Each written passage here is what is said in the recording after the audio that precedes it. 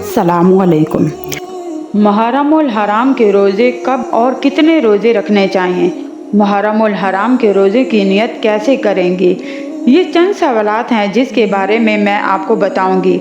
मेरे चैनल पर नए आने वाले बहन भाइयों को मेरी तरफ से गुजारिश है कि मेरे चैनल को सब्सक्राइब करें ताकि हर नई आने वाली वीडियो आप तक सबसे पहले पहुंच सके। नबी करीम सल्लल्लाहु अलैहि वसल्लम ने इरशाद फरमाया, फ़र्ज़ के बाद सबसे अफजल नमाज रात की नमाज है, यानी तहज्जुद की नमाज है।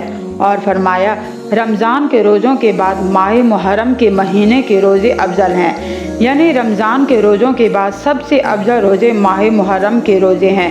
इस तरह एक और हदीस में जिसमें रसूलुल्लाह सल्लल्लाहु अलैहि वसल्लम ने इरशाद फरमाया, मुहर्रमुल हराम के एक दिन का रोज़ा एक महीने के रोज़े के बराबर है। इस दिन की ख़ास फजीलत है। रसूलुल्लाह सल्लल्लाहु अलैहि वसल्लम ने इरशाद फरमाया, मुझे अल्लाह ताला की ज़ात पर यकीन है कि वो आशूरा यानी 10 मुहर्रमुल हराम के रोज़े के बदले गुज़श्ता एक साल के गुनाह माफ़ फरमा देंगे। यानी आशूरा के दिन रोज़ा रखने की फजीलत ये है कि अल्लाह रब्बुल आलमीन गुज़श्ता एक साल पहले के गुनाह माफ़ फरमा देते हैं। ये उन गुनाहों का कफ़ारा बन जाता है।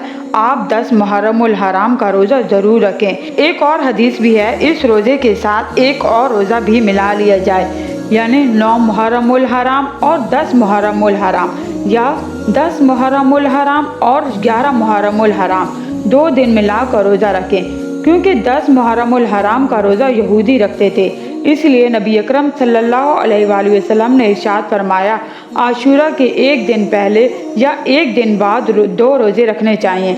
और अगर कोई एक भी रोज़ा रख लेता है तो ये भी जायज़ है। अल्लाह पाक आपको दीन की सही समझ अता फरमाए। मुझे अपनी ख़ास दुआओं में याद रखिएगा।